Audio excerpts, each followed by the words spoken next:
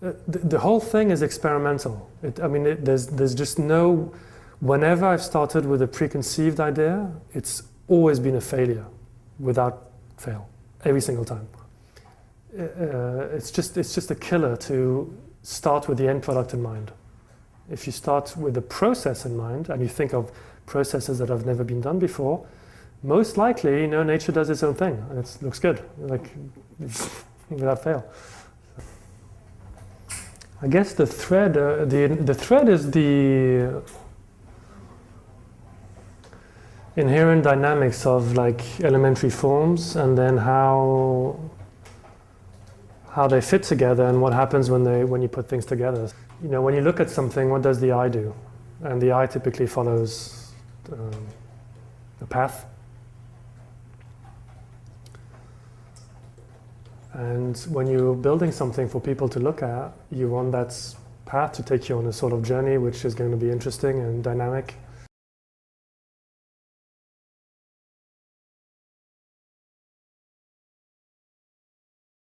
I start with individual forms like this white piece or the blue piece.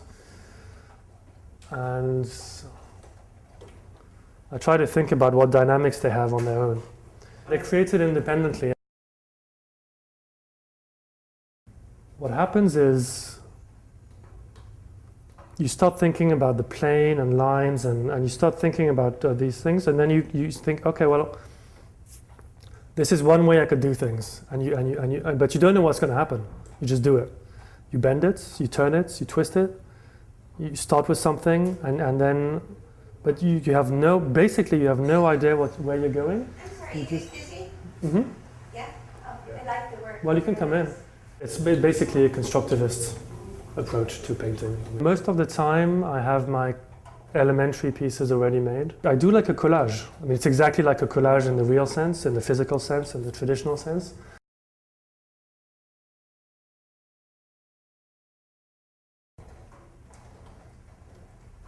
There are a million different variations in what the eye wants to do when it's looking at something. The eye sort of wants to follow the lines, but at the same time it has a lot of options where it can go. So you're sort of filling up space, but you're still constraining your paths to some sort of constraint. If you just look at this just look at it, it's completely abstract.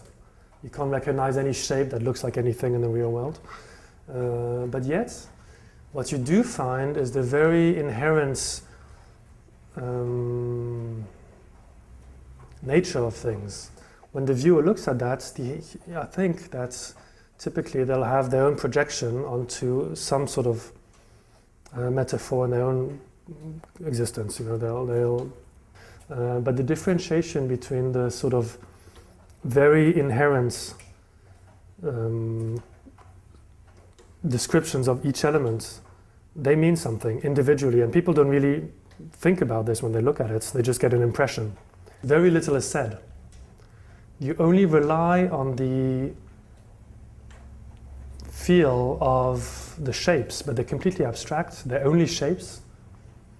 They're only lines. They don't represent anything tangible, but they do represent a state of mind, just a state of existence. It's simple or it's complex, it's structured or it's not structured. They represent something in that sense. The picture on its own is just a blank canvas for the viewer, but there's a hint of the dynamics. Get it? But John, when you're creating it, it's eliciting something in you, right? Oh yeah, absolutely. And so that's what you're looking at. Well, that's the thing.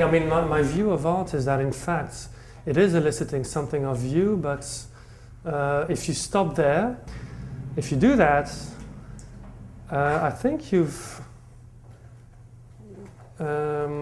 a sort of very selfish view of art, because you sort of leave all the work for the viewer to penetrate your own mind, and first of all it's self-centered.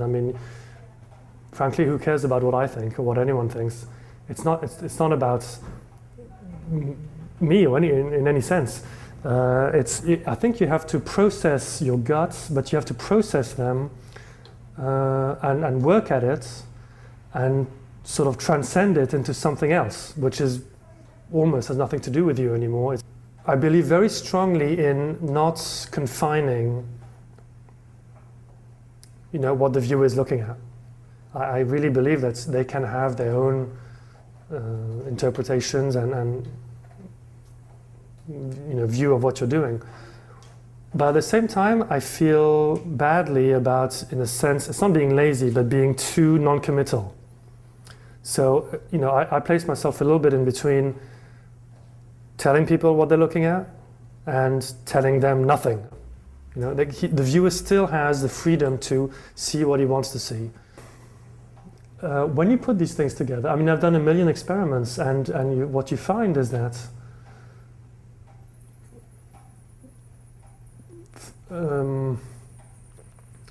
topologies talk to each other, and all said and done, they have a meaning, a very diffuse, abstract meaning, but it has a meaning. It's very abstract, but there is a connection which is quite simple. Quite sort of instinctive, and that's how I work. So, and this is the result. There's all sorts of.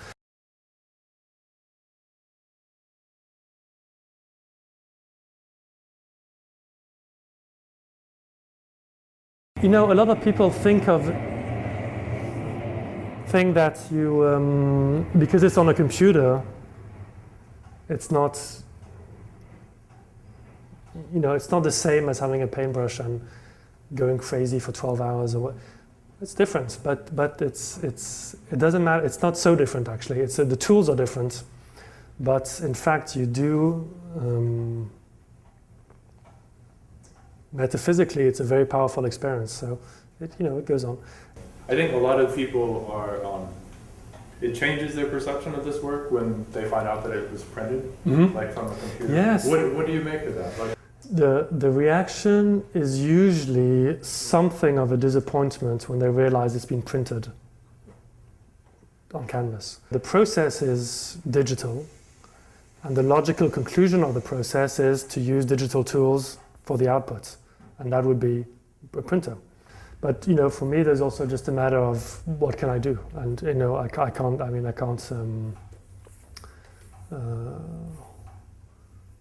There's a practical thing of you have things on your computer, and somehow you want to get them out in the real world. Yeah. I'm quite interested in getting these into a more physical medium. Stencils would be one way of doing it, which I like. Sculptures would be even better. Painting over it, I think, is sort of rubbish. But okay, yeah, that's I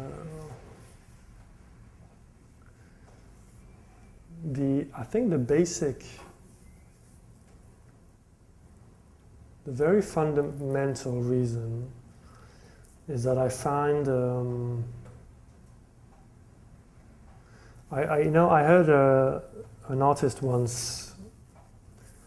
I don't know who she was, but I heard an artist once say that someone asked her, "Why do you do art?" And she said, "Well, it's the only way I found to be free." The boundaries of your brain, they don't exist. They're only self-imposed, or they've been taught to you, but you can unlearn them. And so this for me, this whole thing has been an experience in how you let go of those things and you just follow a process wherever it takes you.